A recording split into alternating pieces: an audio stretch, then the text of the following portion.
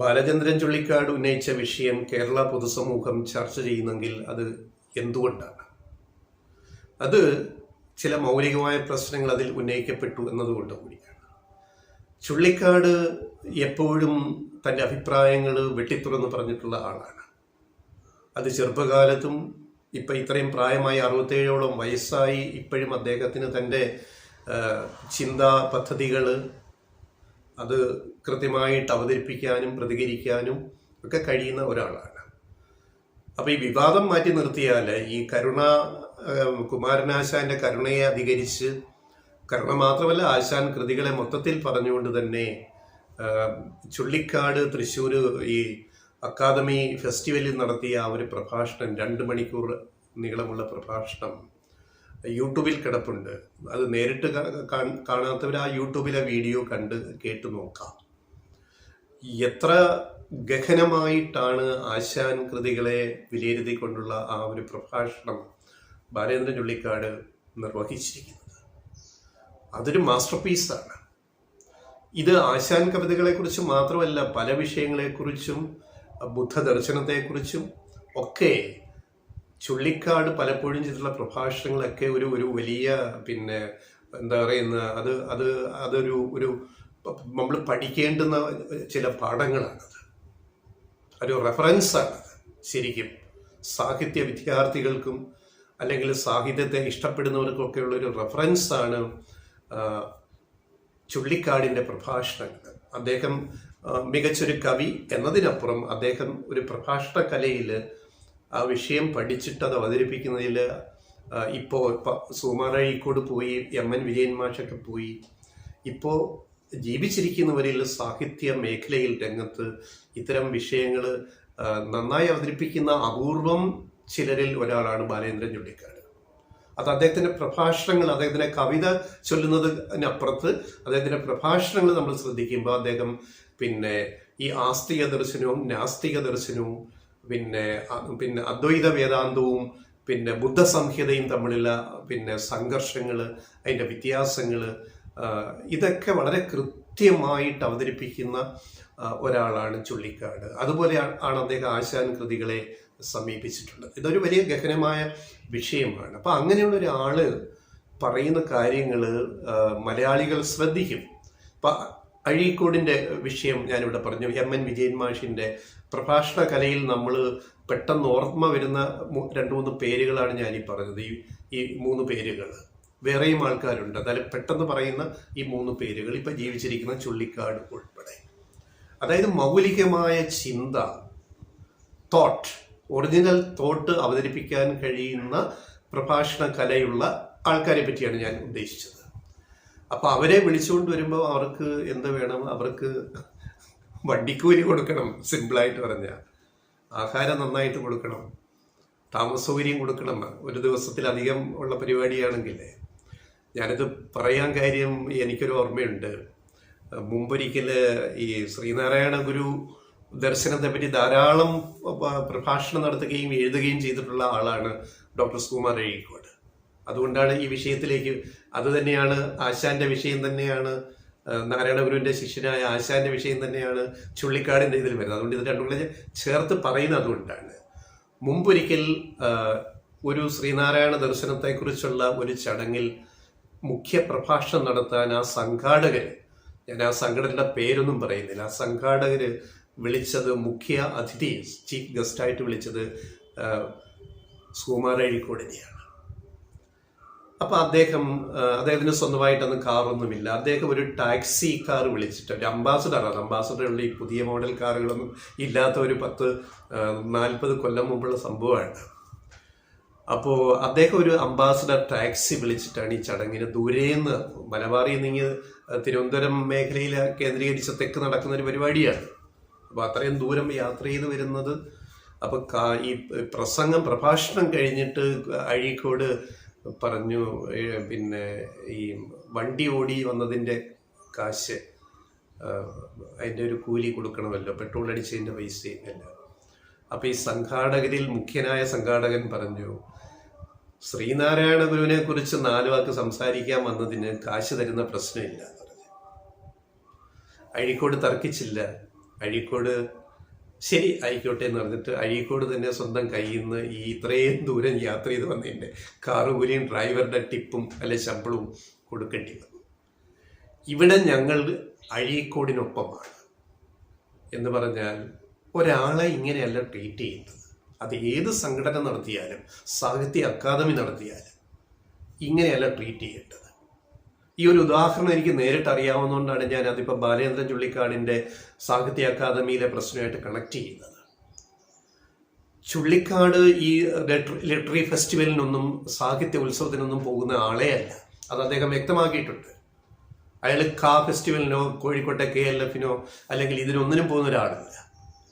ഈ ആശാന്റെ കരുണയുടെ 100ാം വാർഷികം വെച്ചിട്ടുള്ള പ്രഭാഷണം തൃശ്ശൂരിലെ സാഹിത്യ അക്കാദമി ഒരു പ്രത്യേക പരിപാടിയായിട്ട് നേരത്തെ തീരുമാനിച്ചിട്ടാണ് ചുള്ളിക്കാടിനെ അതിൽ ക്ഷണിക്കുന്നത്.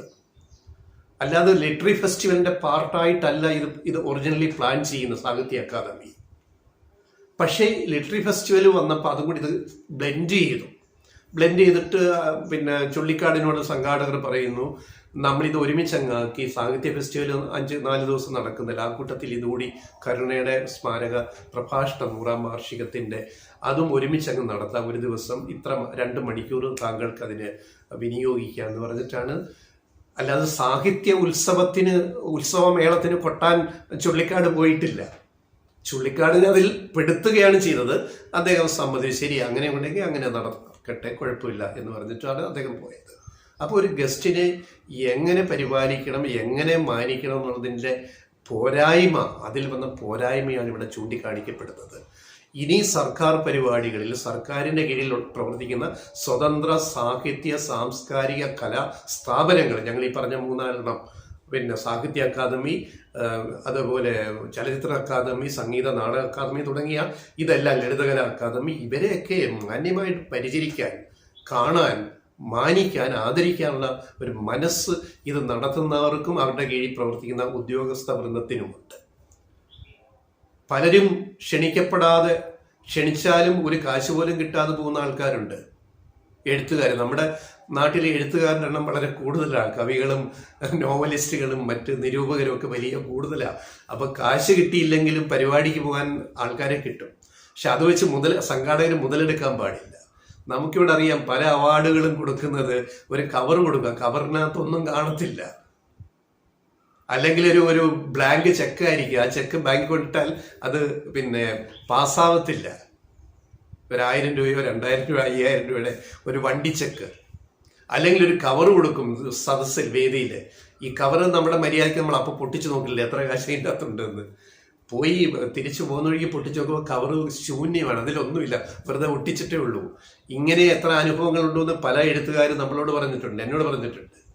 5 പൈസ കിട്ടിയില്ല, ഒരു കവർ തന്ന് നമ്മളെ പറ്റിച്ചു എന്ന്. ഇത്തരം അനുഭവങ്ങൾ കേരളത്തിൽ ഒത്തിരി ഉണ്ട്. പലരും നാണക്കേട് കൊണ്ട് തുറന്ന് പറയില്ല എന്ന് മാത്രമേ ഉള്ളൂ. ഇപ്പം ഇത് മാധ്യമ മേഖലയിലുണ്ട്. മാധ്യമ അവാർഡുകൾ എന്ന് പറഞ്ഞ് കൊടുക്കുന്ന പല അവാർഡുകളും ശൂന്യമായ കവറാണ് കൊടുക്കുന്നത്. കാണുന്നത് വിചാരിക്കും അയക്കൊരു 5000 രൂപ കിട്ടിക്കാണുമല്ലോ. ഇതൊക്കെ നമ്മൾ കണ്ടും കേട്ടുമാണ് ഞാൻ ഒരു 10-35 വർഷമായിട്ട് നമ്മൾ മാധ്യമ പ്രവർത്തനം ചെയ്തുകൊണ്ടിരിക്കുന്നത്. ഞാൻ ഇന്ന് വരെ ഒരു അവാർഡിനും എൻ്റെ ഒരു റിപ്പോർട്ടും ഞാൻ അയച്ചിട്ടില്ല. പ്രിന്റ് മീഡിയ വർക്ക് ചെയ്യുമ്പോഴോ, വിഷ്വൽ മീഡിയയിൽ വന്നപ്പോഴോ, ഓൺലൈൻ മീഡിയയിൽ പോയപ്പോഴോ, ഇതാണല്ലോ 3 പ്രധാന മീഡിയ, പ്രിന്റ്, വിഷ്വൽ, ഓൺലൈൻ. ഇതിൽ 3-നുമായിട്ട് ഞാൻ 35 കൊല്ലം ഇപ്പം പണിയെടുത്തു കഴിഞ്ഞു. ഞാൻ ഇന്ന് വരെ ഒരു അവാർഡിനും ഞാനൊരു എൻട്രി അയച്ചിട്ടില്ല. അപ്പോൾ എൻ്റെ വന്ന ചില നല്ല റിപ്പോർട്ടുകൾ കണ്ടിട്ട് നമ്മൾ പണിയെടുത്ത സ്ഥാപനത്തിലെ ടോപ്പിലിരിക്കുന്ന സീനിയർ ജേർണലിസ്റ്റുകൾ പറഞ്ഞിട്ട്, നിങ്ങളുടെ ആ സ്റ്റോറി ഋഷിയുടെ നന്നായിട്ടുണ്ട്, അത് അവാർഡിന് അയച്ചു കൊടുക്കണം, സർക്കാർ അവാർഡിനോ മറ്റ് അവാർഡുകൾക്ക് അയക്കണം. അപ്പം ഞാൻ പറഞ്ഞു ഞാൻ അയക്കില്ല എന്ന് പറഞ്ഞു. അതെന്താ? ഞാനല്ല അയക്കേണ്ടത്. എനിക്കൊരു അവാർഡ് കിട്ടാൻ വേണ്ടി ഞാൻ എൻ്റെ ഒരു റിപ്പോർട്ട് അല്ലെ എൻ്റെ ഒരു വീഡിയോ സ്റ്റോറി ചാനലിൽ വർക്ക് ചെയ്യുമ്പോൾ ഞാൻ അയക്കണം. അത് അയക്കേണ്ട ഉത്തരവാദിത്തം മാനേജ്മെൻറ്റിനാണെന്നാണ് ഞാൻ എടുത്തിട്ടുള്ള നിലപാട്. അതുകൊണ്ട് ഞാൻ ഇന്ന് വരെ ഒരു എൻട്രി ഒരു അവാർഡിനും അയച്ചിട്ടില്ല. അതുകൊണ്ട് എനിക്കൊരു അവാർഡും കിട്ടിയിട്ടുമില്ല. അവാർഡ് കിട്ടണമെന്ന് താല്പര്യവുമില്ല. ഇത് ഞാൻ മാത്രമല്ല കേട്ടോ, മലയാളത്തിലെ ഒരു ന്യൂനപക്ഷം മാധ്യമ പ്രവർത്തകർ ഉണ്ട്. അവരുടെ സ്വന്തം റിപ്പോർട്ട്, വീഡിയോ ആവട്ടെ, പത്രത്തിലെ റിപ്പോർട്ട് ആവട്ടെ, ഓൺലൈൻ ആവട്ടെ, അവരുടെ സ്വന്തം റിപ്പോർട്ട് അവരായിട്ട് ഒരു അവാർഡിനും അയക്കാത്ത ഒരു കുറച്ച് മാധ്യമ പ്രവർത്തകരെ എനിക്കറിയാം. ഞാനുമായിട്ട് കമ്മ്യൂണിക്കേറ്റ് ചെയ്യുന്ന ചിലരൊക്കെ എനിക്കറിയാം. ഞാൻ അവരുടെ പേരുകളൊന്നും ഇവിടെ പറയുന്നില്ല. വളരെ അറിയപ്പെടുന്ന ജേർണലിസ്റ്റുകളാണ്. പേര് പറഞ്ഞാൽ നിങ്ങൾക്ക് പെട്ടെന്ന് പിടികിട്ടുന്നവരാണ്. പക്ഷേ അങ്ങനെ അവാർഡിന് അയക്കാത്ത ഒട്ടേറെ മാധ്യമ പ്രവർത്തകർ ഈ കേരളത്തിലുണ്ട്. അത് അവരുടെ ഒരു നിലപാടാണ്. ഞാനെടുത്തൊരു നിലപാട് പോലെ തന്നെ ഈ നിലപാടെടുത്തിട്ടുള്ള വേറെയും കുറേ ആൾക്കാർ ഇവിടെയുണ്ട്. എന്ന് പറഞ്ഞാൽ അവർ മോശക്കാരാണെന്ന് അതിനർത്ഥമുണ്ട്, അവാർഡ് കിട്ടാത്തതുകൊണ്ട്. ഇനി അവാർഡ് കിട്ടിയവരെ ഇകഴ്ത്താനും ഞങ്ങളില്ല. അവാർഡ് കിട്ടിയവരൊക്കെ യോഗ്യരാണ്. ആ അവാർഡുകൾ മാധ്യമപ്രവർത്തകരാവട്ടെ എഴുത്തുകാരാവട്ടെ, ഈ അവാർഡ് കിട്ടിയവരൊക്കെ യോഗ്യരാണ്. അവരോട് നമുക്ക് അഭിമാനം, അനുമോദനം, സന്തോഷമേ ഉള്ളൂ. അവർ തന്നെ എൻട്രി അയച്ച് അവർക്ക് അവാർഡ് കിട്ടുന്നതിൽ എന്താ തെറ്റെന്ന് അവർ വിചാരിച്ചോട്ടെ. പക്ഷെ ഞങ്ങളൊക്കെ എടുത്ത ഒരു നിലപാട്, എന്നെപ്പോലെ വേറെ അപൂർവ ചിലരെടുത്ത നിലപാട്, നമ്മൾ അയക്കാൻ പാടില്ല. മാധ്യമ പ്രവർത്തകർക്ക് അവാർഡ് കിട്ടണമെങ്കിൽ ആ മാധ്യമങ്ങൾ ആ എൻട്രി അയക്കണം എന്നുള്ള നിലപാട് നമ്മൾ എടുത്തു. പക്ഷെ ഒരു മാധ്യമ സ്ഥാപനങ്ങൾ അത് ചെയ്യാത്തത് കൊണ്ട് നമുക്കാർക്കും അവാർഡ് കിട്ടത്തില്ല. അവാർഡ് കിട്ടാത്തതിൽ യാതൊരു പരിഭവവും ഇതുവരെയും ജീവിതത്തിൽ നമുക്ക് ഉണ്ടായിട്ടില്ല, എന്നെപ്പോലുള്ള വേറെ ചില മാധ്യമ പ്രവർത്തകർക്കും. അതുകൊണ്ട് ഈ അവാർഡും ഇതും ഇങ്ങനെയൊക്കെ ഉള്ള കാര്യങ്ങളേ ഉള്ളൂ. അപ്പോൾ ഈ ഒരു വിഷയം ഇപ്പോൾ ഒരു ചർച്ച വന്നത് നന്നായി.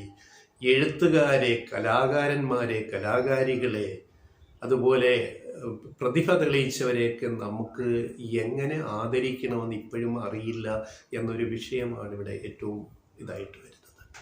അതിനൊരു മാറ്റം ഉണ്ടാവണമല്ലോ. കാരണം ഇനി സാഹിത്യ ഉത്സവങ്ങളുടെ ഒരു കാലം ഇങ്ങനെ വലുതായിക്കൊണ്ടിരിക്കുകയാണ്. ഇപ്പം നമ്മുടെ നാട്ടിലെ ഇഷ്ടംപോലെ കവികളും കഥാകൃത്തുക്കളും കലാകാരന്മാരെയും കൊണ്ട് വഴി ഇറങ്ങി നടക്കാൻ പറ്റാത്ത അവസ്ഥയാണ്.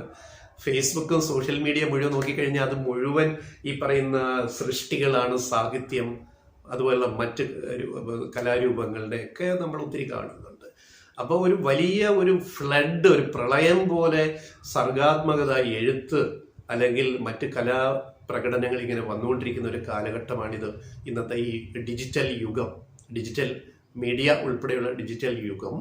അപ്പം ഇതിനൊക്കെ നമുക്കൊരു കുറച്ചുകൂടി ഒരു മര്യാദപ്പെട്ട ഒരു സമീപനം സർക്കാർ സ്ഥാപനങ്ങളായാലും സ്വതന്ത്ര സ്ഥാപനങ്ങളായാലും സ്വകാര്യ സംരംഭകരുടെ മാധ്യമ സ്ഥാപനങ്ങളുടെ സംരംഭങ്ങളായാലും ഇതിനകത്തൊക്കെ ഒരു മാറ്റം ഉണ്ടാവേണ്ടത് അത്യാവശ്യമാണ്.